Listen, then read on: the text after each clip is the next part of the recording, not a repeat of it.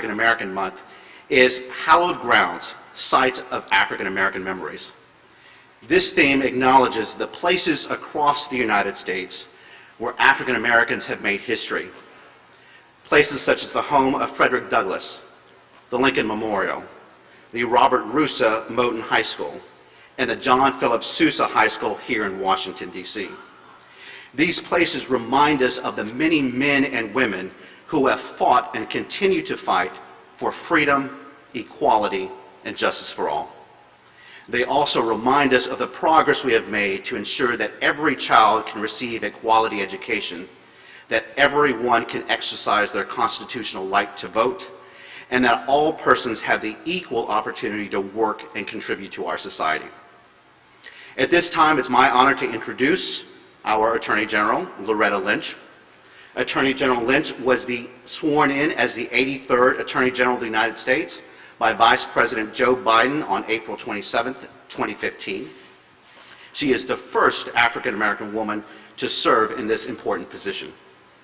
Attorney General Lynch embodies strength and resilience, and the American spirit that provides millions of our fellow neighbors, regardless of their background, the opportunity to achieve their dreams. Her commitment to equal justice and opportunities for all is evident in many ways, and especially in the support that she provides to the justice workforce. As we acknowledge the contributions of African Americans and recommit ourselves to breaking down barriers to opportunity, we can take comfort in knowing that Attorney General Lynch will be by our side, helping to lead and guide the enforcement of our nation's laws. Ladies and gentlemen, please join me in welcoming the Honorable Loretta E. Lynch.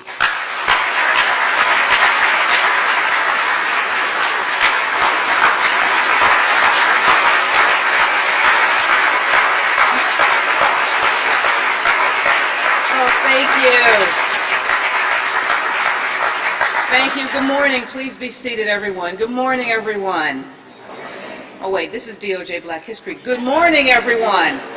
There we go. There we go. We have to let everyone know we are here, right?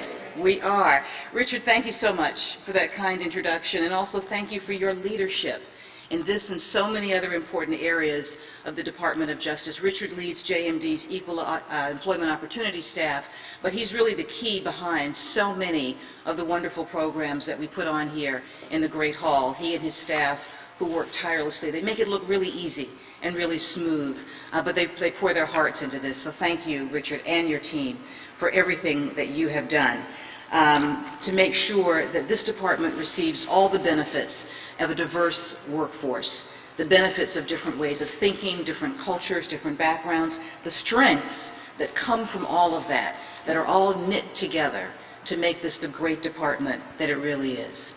I'm also so pleased that we have students here with us this morning, and weren't they wonderful? Our honor guard, our singers.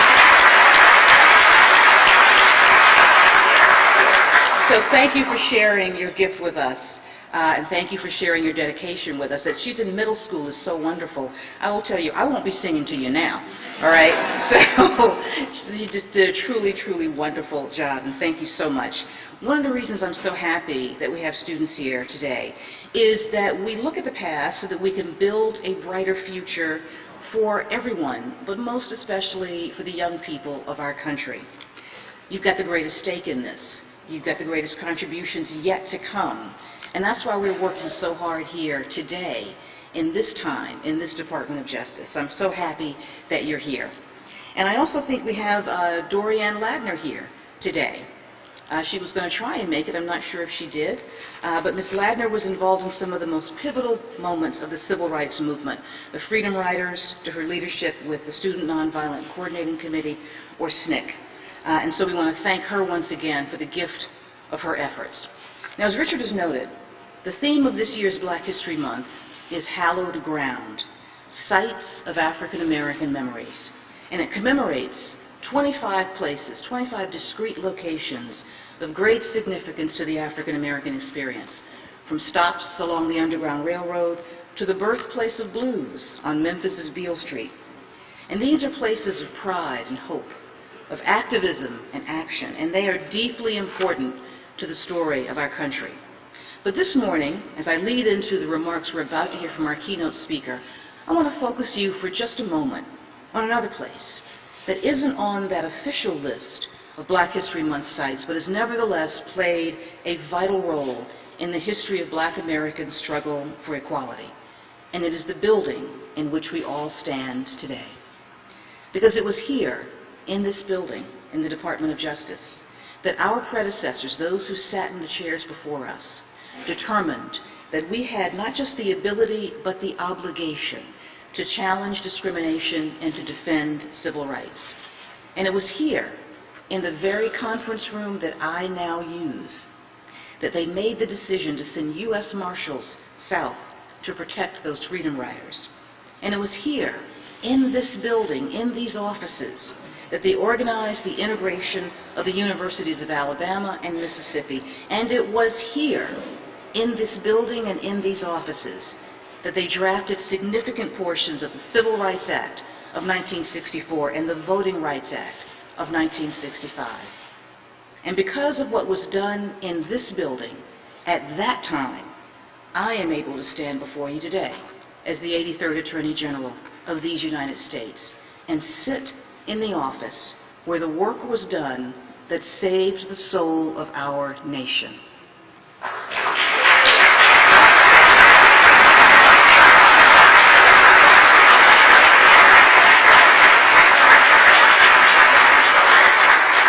It's a privilege to work here.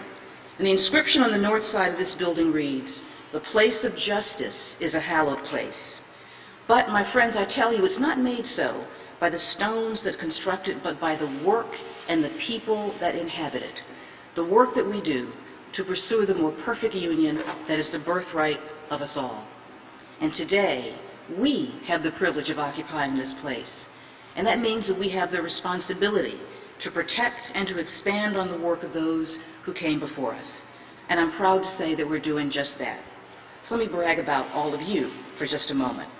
Because under the Obama administration, this Department of Justice has convicted more defendants of hate crimes charges than at any other time in history.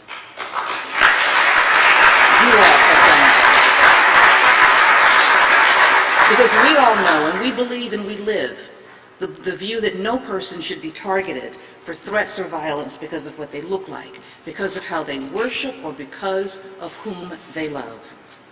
We have stood against the jurisdictions that are attempting to curb voting rights, because when we consider the places of historical significance for African Americans, when we consider hallowed places, surely the voting booth must be one of them. We are also supporting initiatives to keep young people in school and out of the justice system, because school should be a place of opportunity, not a pipeline to prison.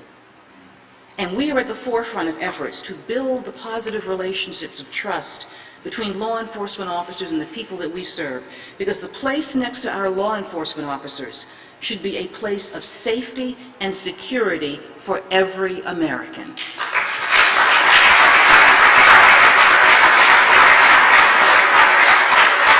Now, this is just some of the vital work that all of you are doing here at the Department of Justice, not only to continue this history, but to build upon it. And of course, we don't do this work alone. We rely upon partners. We rely upon people in the community who are dedicated to the same goals and the same meaning. As Lincoln once said, this government of ours is a government of the people, by the people, and for the people. And so it is the people, their voices and their votes, that ultimately determine the course of our nation.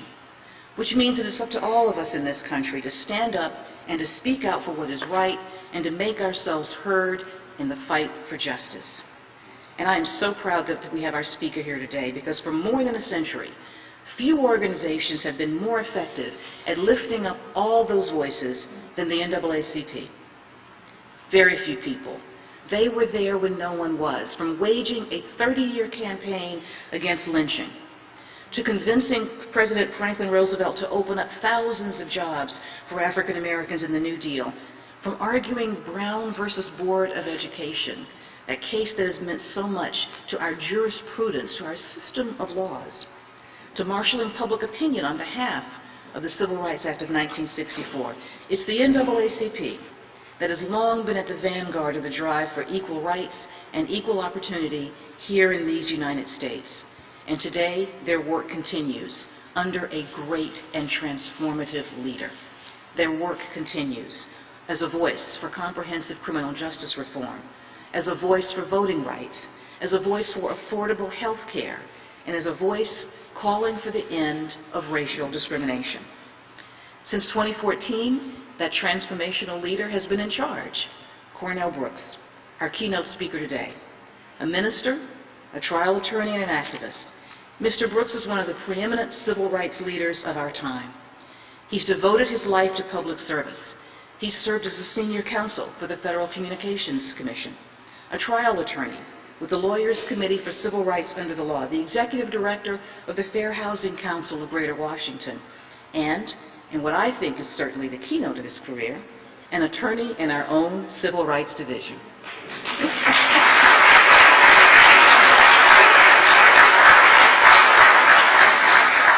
And now, as the president and the CEO of the largest and the oldest grassroots civil organization in this country, he is spearheading campaigns to resolve some of the most pressing issues of the 21st century. He's a standard bearer of the ongoing work to bring our actions into ever closer alignment with our ideals, and it is such a privilege to have him with us today. You know, you never really leave the Department of Justice. You take that commitment and that dedication with you wherever you go, and you have done us so proud. It gives me such pleasure and joy to say to you today, welcome home. Please join me in welcoming Cornell Brooks.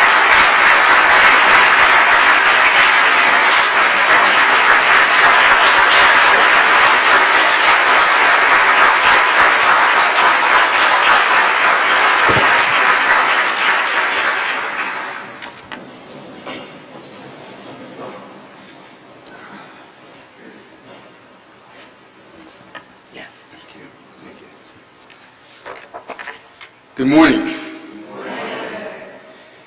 It is an extraordinary, humbling honor to be in this hall of justice, in this cathedral of social justice, to be home, and to be home at the pole of the nation's first African American woman, serving as the Attorney General, Loretta Lynch.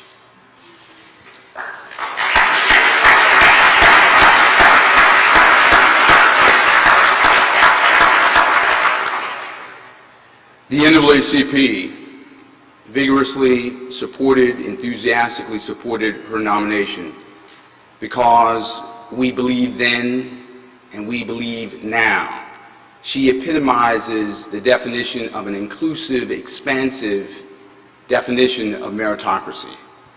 As someone who has defended the nation's ideals, defended those who could not defend themselves, and who has exhibited leadership, courage, integrity, guts at every point in her career. It is my honor to be in your presence in your house today.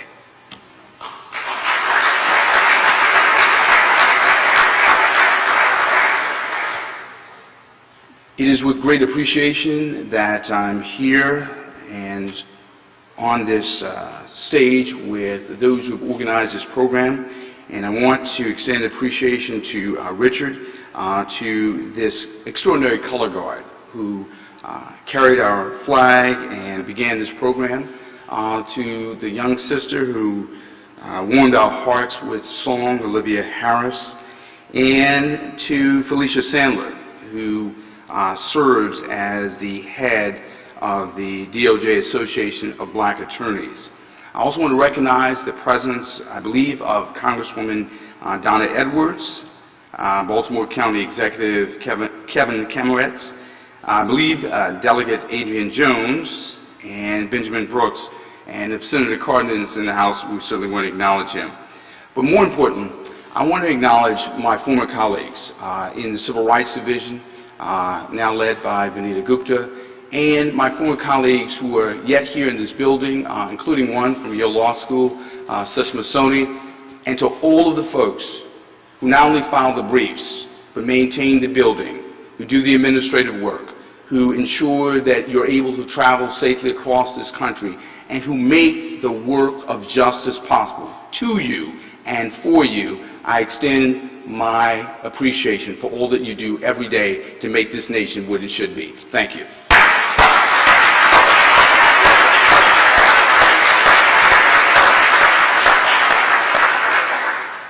I also want to acknowledge the support and leadership of Hillary Shelton, who's the director of our Washington Bureau, my friend of 20-plus years, Brad Berry, who convinced me to decline another law school to go to his law school, who now serves as the general counsel of the NAACP.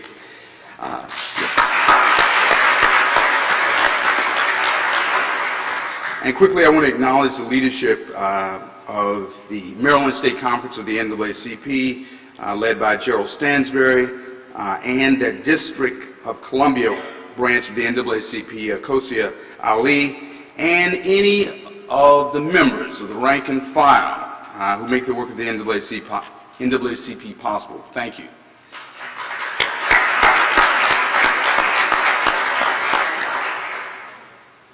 This morning's theme,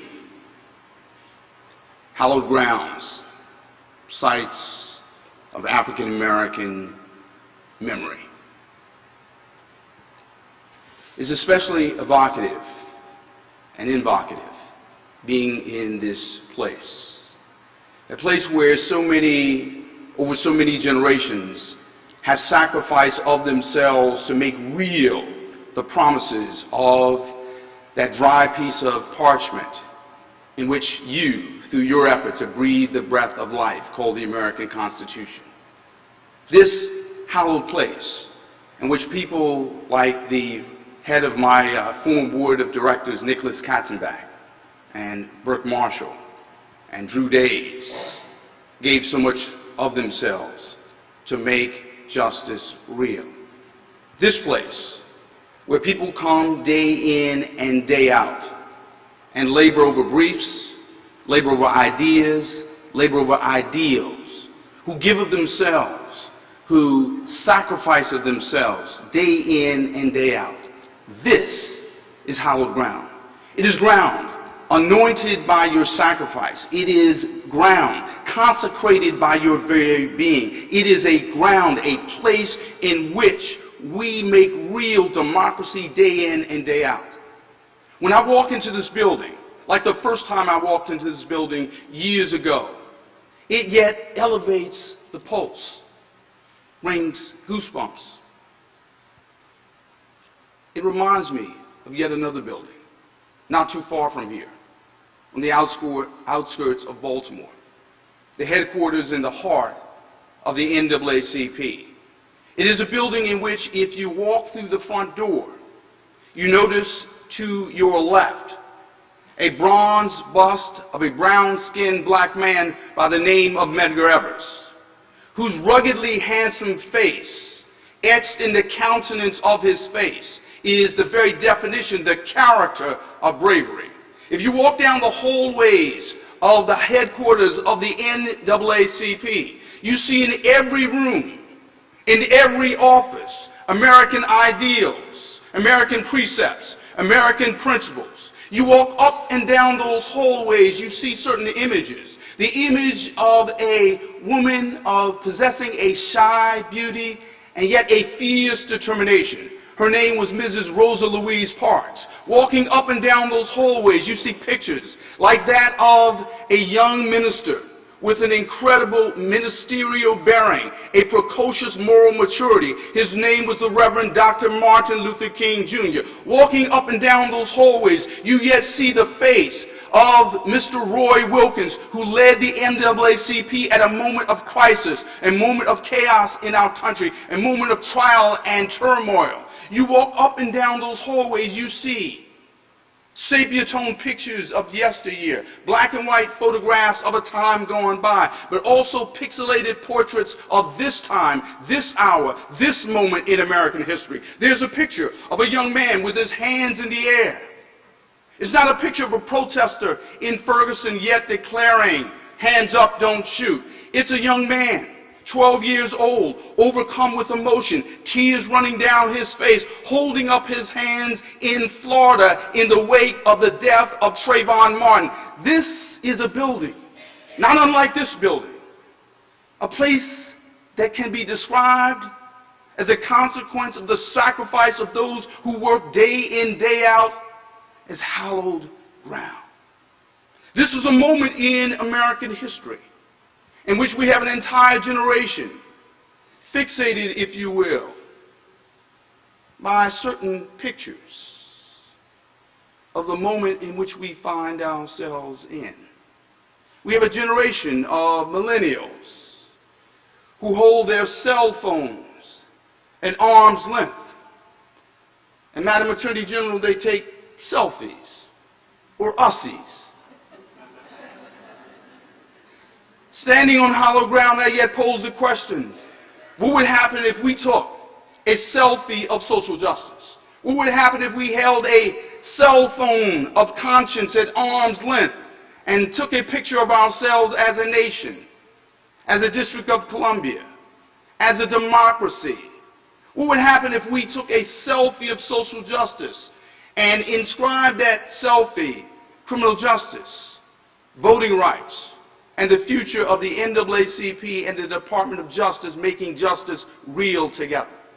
If you took a selfie of social justice, you might take note of the fact that on my second week of the job, I was informed about a man by the name of Eric Garner who lost his life in a place called Staten Island. He lost his life as a consequence of a move, not via MMA, but rather the New York PD. He was choked out, and yet he declared in his dying moments, "I can't breathe." The citizens of Staten Island reached out to two organizations, two entities, who could be trusted with doing the very best that they can do under the most difficult and trying circumstances. That would be the NAACP and the Department of Justice. A few weeks later, in a small town in the middle of the Midwest called Ferguson, Missouri, a young man by the name of Michael Brown lost his life, his body lying on the pavement for nearly 4 hours.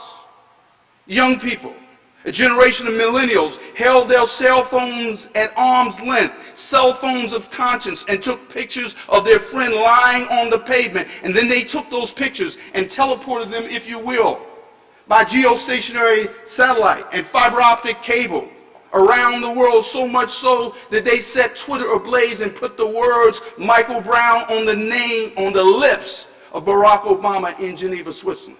Again, the people reached out to two entities, two organizations, two institutions, yet representing American ideals. That would be the NAACP and the Department of Justice. And in Ferguson, Missouri, there was an unholy trinity: the Municipal Police Department, the Ferguson City Hall, and the municipal courts.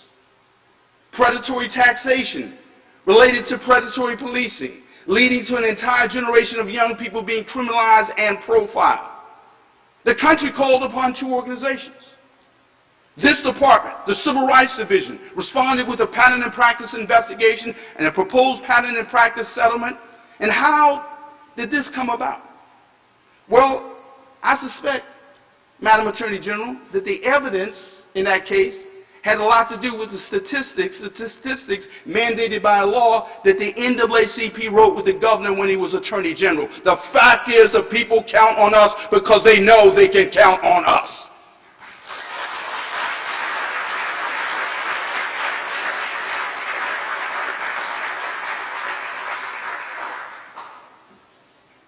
Lest you believe the connection between the Department of Justice and the NAACP is symbolic, facile. I can recall, in the wake of the non-indictment of the killer of Michael Brown, calling for a march from the home of Michael Brown to the home of the governor, from Ferguson, Missouri to Jefferson City, Missouri. Your CEO, not being a particularly great student of geography, didn't realize once you leave St. Louis, it's all uphill. And not being a particularly great climatologist, I called for the march in the middle of the winter. But we had a band of NAACP members and people from all across the country marching 134 miles in the ice, in the snow, bitter cold. Young people with blisters in their boots, older people, shin splints. One young man having to be taken to the hospital as a consequence of feet bloody, bruised, and blistered, toenails coming off. A difficult march.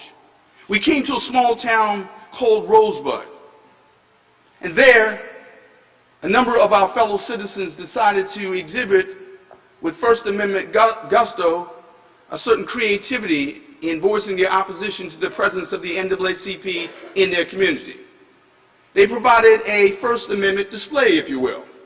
Fried chicken boxes, malt liquor bottles, and the Confederate flag waved with gusto. And lest we miss the point, they lifted up the N-word again and again.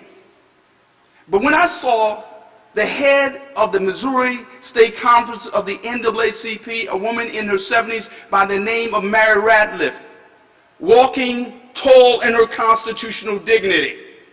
And when the sheriff of this town declined to provide protection, when he advised us to walk around this town, here's what I told him. We've been in touch with the Attorney General. And if anything happens to me or my people, you can explain to him what happened. The fact of the matter is, the people across this country count on the people in this building because they know that you will show up and do what is necessary in order to vindicate and realize the precepts, the principles, the ideals, and the aspirations of our Constitution, because that's who you are.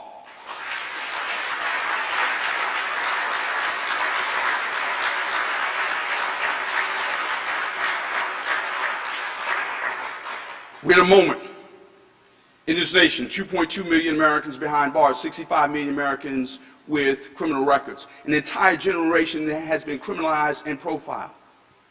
And the people all across the length and breadth of our republic are looking to the Department of Justice. So here we stand together to reduce mandatory minimums. We stand together to improve community-police relations. We stand together to not only study the problem, not only investigate the problem, not only prosecute the problem, but we stand together to put forward affirmative solutions to the problem. And we do that because we yet believe that, yes, Black Lives Matter. But Black Lives Mattering is a moral predicate to the moral conclusion that all lives matter, whether your skin is black or your uniform is blue. This Department of Justice stands with the NAACP at an incredible moment in our nation's history. It is a time for the testing of our souls, the testing of our character. Will we rise to the occasion? Will we do as our forebears, our foremothers, and our forefathers did? Who yet posed the question to us, if we did all that we did with what little we had, why can't you do more with all that you have been given? And we say, as a consequence of our dedication, our commitment, and our sacrifice, we will do more with all that we've been given because we stand on hallowed ground. Will you take a look at a selfie called Voting Rights? In the wake of Shelby versus Holder, we have state legislatures who've engaged in a Machiavellian frenzy of voter disenfranchisement, who've demonstrated a certain Machiavellian creativity and ingenuity when it comes to disenfranchising Americans, whether it be in the great state of Texas, where a concealed weapon permit was deemed sufficient civic and democratic proof to vote, but a college ID was deemed not.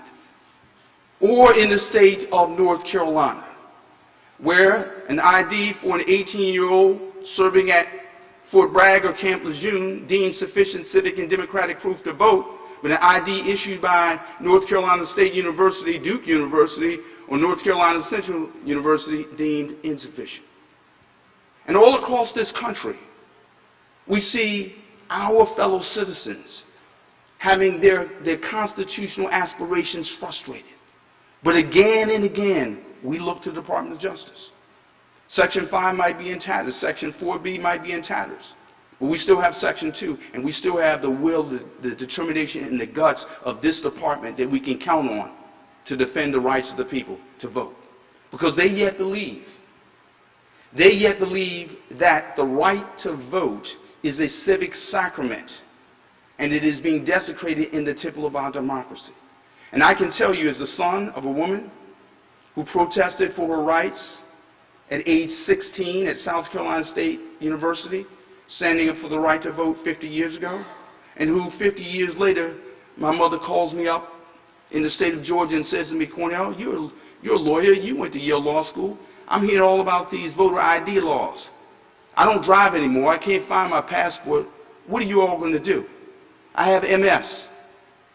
And my mother's question raised for me this question: is her right to vote being denied as a consequence of her race, her age, or her disability?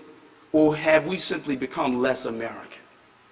But I will simply say this, that people in this building well understand that in the firmament of our freedoms, in the constellation of our constitutional rights, the right to vote shines like the North Star. We will not allow that light to dim. We will not allow that light to darken. We will not allow that light to go out. We will not give in. We will not give up. We will never go back, because we are committed to the right to vote.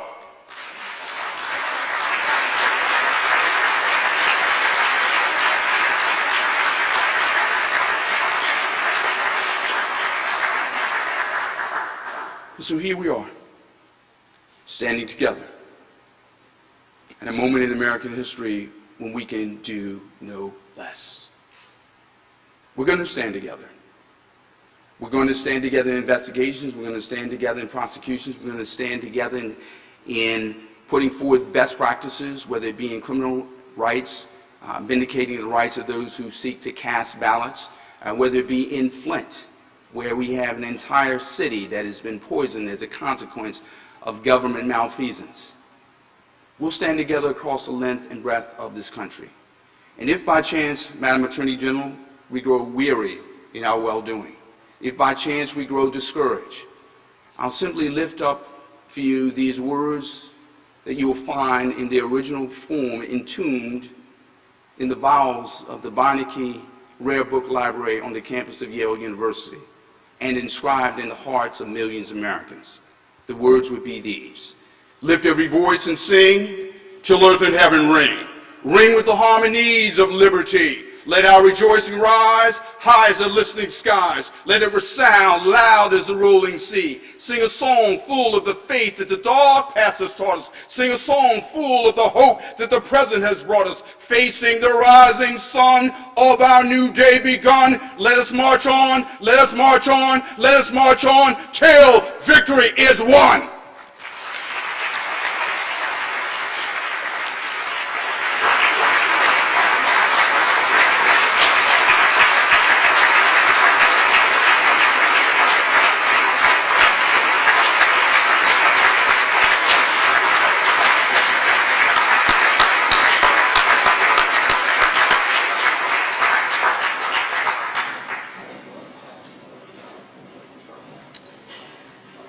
Mr. Brooks, thank you for your inspiring remarks, for your leadership, for your partnership with the Department of Justice, and for your unwavering commitment to ensure equal justice for all Americans. Please join me in another round of applause for Mr. Brooks.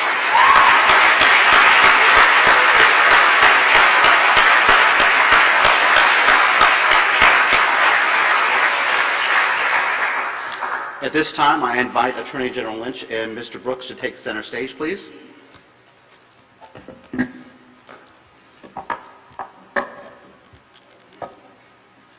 To express the Department's gratitude for his inspiring remarks, Attorney General Lynch will now present Mr. Brooks with a small token of appreciation.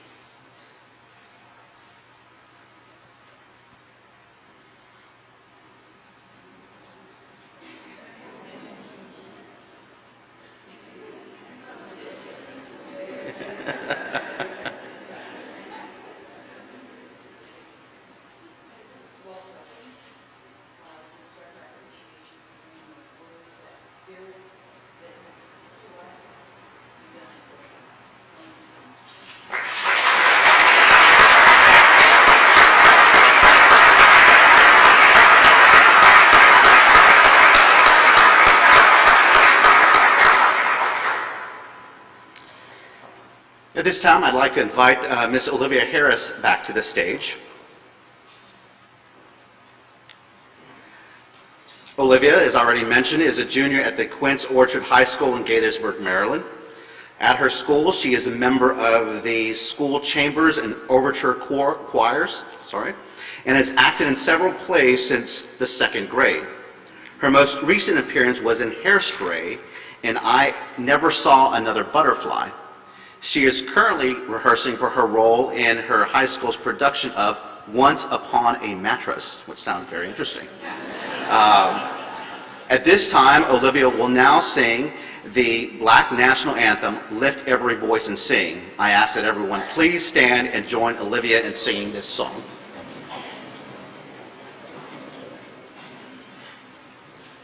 Lift every voice and sing till earth and heaven ring, ring with the harmonies of liberty. Let our rejoicing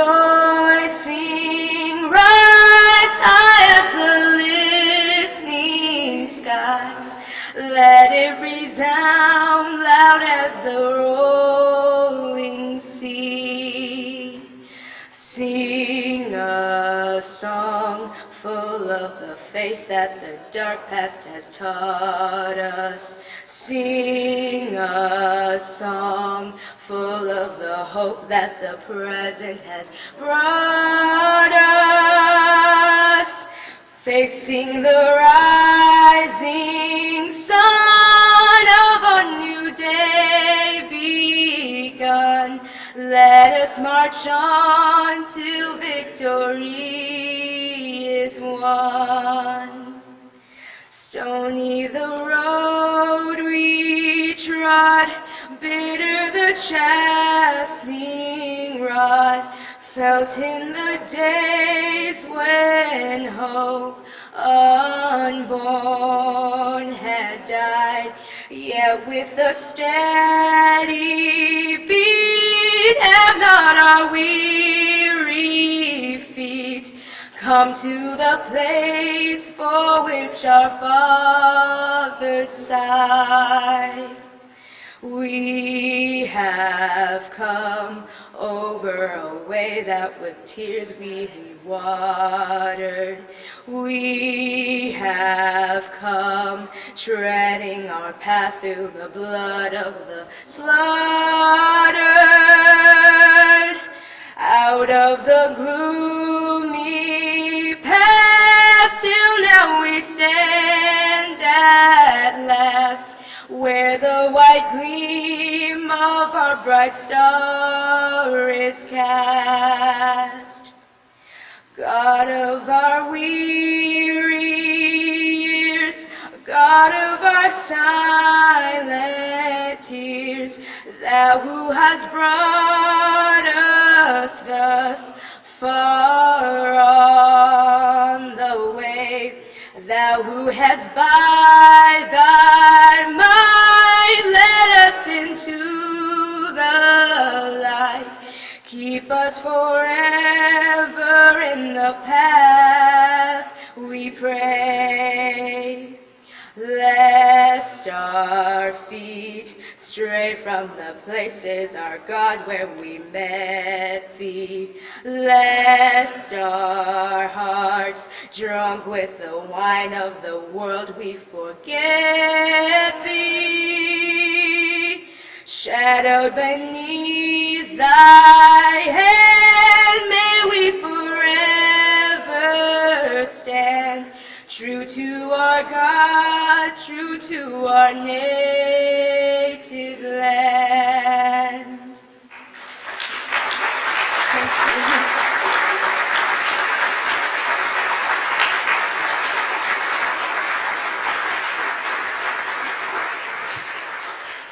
You may be seated.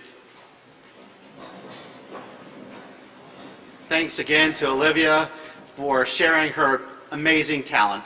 Thank you.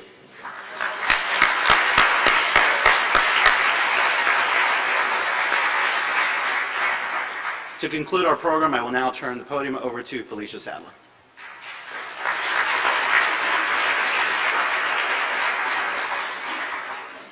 Good morning. My name is Felicia Sadler, and this year I have the pleasure of serving as the chair of the Department of Justice Association of Black Attorneys, also known as the JAVA. I would like to thank all of you for attending or viewing on the Justice Network television or via the internet this important observance of Black History Month program. A special thanks is extended to our distinguished program participants. And I would like to personally thank the Attorney General, Loretta Lynch, for always supporting the JAVA. And it's because of your outstanding leadership of this department that the JAVA can continue to fight for justice.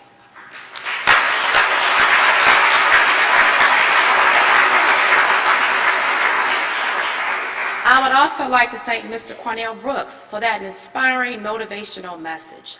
One thing I can say for sure, I'm glad that he and I are on the right side of justice.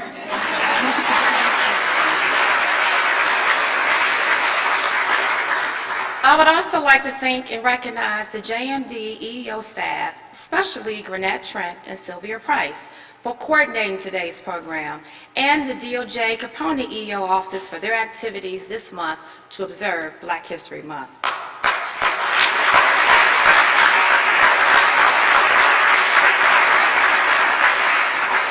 As chair of the JAVA, the oldest affinity group at the department, I would like to express our continuing support of the department's programs to ensure equal employment opportunity for all and to foster a diverse workforce and an inclusive work environment. I would also like to let you all know, if you would like to join the JAVA, we would be happy to have you. The JAVA works really hard to promote, recruit, retain, and to give opportunities to African American attorneys throughout this country. Before you depart today, please complete the evaluation form that was included in your program. Your feedback will be helpful in the planning other department programs. You may leave your completed evaluation form in your chair, or you can hand it to any member of the JMD EEO staff, who are all located, I believe, at the back of the room. This concludes the department's African American History Month Observance program. Thank you so much for coming. Enjoy your afternoon.